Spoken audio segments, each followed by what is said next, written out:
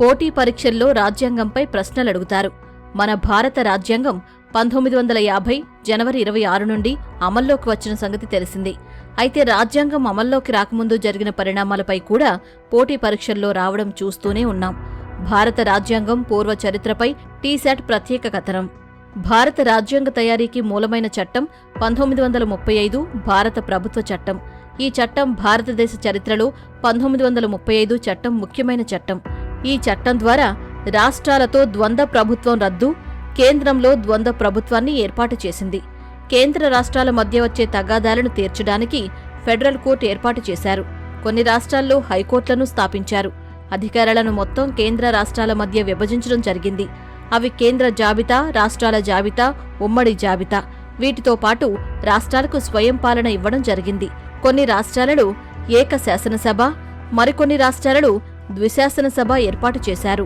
1940 August ప్రతిపాదనలు వచ్చాయి.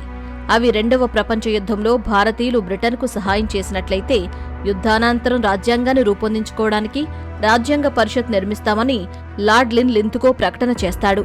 అయితే వీటిని భారతీయులు తిరస్కరించారు. ఆ తర్వాత 1942 క్రిప్స్ రాయబారంతో యుద్ధకాలం.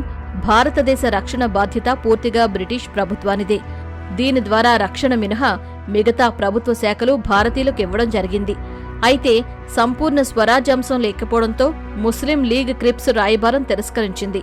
దీంతో మహాత్మాగాంధీ ఆధ్వర్యంలో క్విట్ ఇండియా ఉద్యమం ప్రారంభమైంది. 1942 రెండవ ప్రపంచ యుద్ధం. ఆ తర్వాత ఇంగ్లాండ్లోని లేబర్ పార్టీ ఎన్నికలలో గెలవడం జరిగింది. ప్రధానమంత్రిగా లార్డ్ అట్లీ నియామకం జరిగిన తర్వాత అట్లీ భారతీయ సమస్యలను పరిష్కరించాలని తన కేబినెట్ మంత్రులను భారత్కు పంపుతారు. అంతేకాక అట్లీ ఒక ముఖ్యమైన ప్రకటన చేస్తారు. అదే భారతీయులు సంపూర్ణ స్వాతంత్ర్యాన్ని పొందే హక్కును బ్రిటిష్ ప్రభుత్వం గుర్తిస్తుందని, భారతీయులు బ్రిటిష్ సామ్రాజ్యంలో ఉండాలా వద్దా అనేది వాళ్లే స్వయంగా నిర్ణయించుకోవాలని అట్లీ ప్రకటన ఉద్దేశం. దీంతో 1946 కేబినెట్ మిషన్ ప్లాన్ ఏర్పాటవుతుంది. భారతదేశానికి రాజ్యాంగ పరిషత్కు ఎన్నికలు నిర్వహించడానికి బ్రిటన్ ప్రధాని అట్లీ మంత్రిమండలిలోని కేబినెట్ మంత్రులు భారతదేశానికొస్తారు. ఇందులో స్టాఫర్డ్ క్రిప్స్, లార్డ్ ఫెదిక్ లారెన్స్, ఏవి అలెగ్జాండర్ కేబినెట్ మిషన్ ప్లాన్ సభ్యులు. వీరినే కేబినెట్ మిషన్ ప్లాన్గా చెప్పవచ్చు. ఈ కేబినెట్ మిషన్ ముఖ్యమైన అంశం రాజ్యాంగ పరిషత్తుకు తక్షణ ఎన్నికల నిర్వహణ.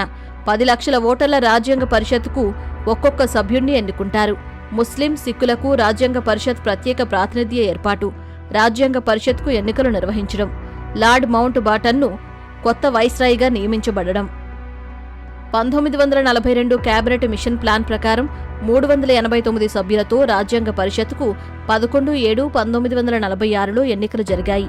ఇందులో 292 మంది సభ్యులు గవర్నర్ ప్రాంతాల నుండి, అంటే బ్రిటిష్ ఇండియన్లు, 4 కేంద్ర ప్రాంతాల నుండి, 93 మంది సంస్థానాల నుండి, మొత్తం 389 మంది సభ్యులు రాజ్యాంగ పరిషత్తుకు ఎన్నిక కాబడ్డారు. మొదటిసారిగా రాజ్యాంగ పరిషత్ 9/12/1946 సంవత్సరంలో సమావేశమైంది. ఆ సమావేశానికి సభ్యులలో అత్యంత వయోవృద్ధుడైన డాక్టర్ సచ్చిదానంద సిన్హాను రాజ్యాంగ పరిషత్ తాత్కాలిక అధ్యక్షునిగా ప్రతిపాదించారు. ఆ తర్వాత 11/12/1946 డాక్టర్ రాజేంద్ర ప్రసాద్ రాజ్యాంగ పరిషత్ శాశ్వత అధ్యక్షునిగా ఏకగ్రీవంగా ఎన్నికయ్యారు. డాక్టర్ ముఖర్జీ ఉపాధ్యక్షులుగా, డాక్టర్ బెనగల్ నరసింహరావు రాజ్యాంగ పరిషత్ ముఖ్య సలహాదారుగా నియమింపబడ్డారు. రాజ్యాంగ పరిషత్ డాక్టర్ బిఆర్ అంబేద్కర్ అధ్యక్షతన 7 సభ్యులతో ముసాయిదా సంఘాన్ని, దీన్నే డ్రాఫ్టింగ్ కమిటీని నియమించింది. ఈ ముసాయిదా సంఘం తన మొదటి సమావేశాన్ని 29/8/1947 నిర్వహించింది.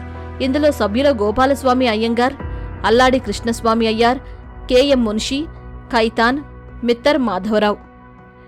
ఈ ముసాయిదా కమిటీ రాజ్యాంగాన్ని 1948లో రాజ్యాంగ పరిషత్కు సమర్పించింది. అనేక సవరణలు చేపట్టింది. సుమారు 8 నెలల గడువును ప్రజలకిచ్చారు. మొత్తం 2473 వరకు సవరణలు చేపట్టింది. సుమారు 64 లక్షల రూపాయల ఖర్చు రాజ్యాంగ తయారీకి ఖర్చయింది. రాజ్యాంగ పరిషత్తుచే రాజ్యాంగం 26/11/1949 రోజున ఆమోదించబడింది. చివరకు రాజ్యాంగం అమల్లోకి వచ్చిన తేదీ 26/1/1950. రాజ్యాంగాన్ని తయారు చేయడానికి 2 సంవత్సరాల 11 నెలల 1 రోజు సమయం పట్టింది. రాజ్యాంగ పరిషత్ నిర్మాణం కోసం 7 కమిటీలు ఏర్పాటు చేశారు.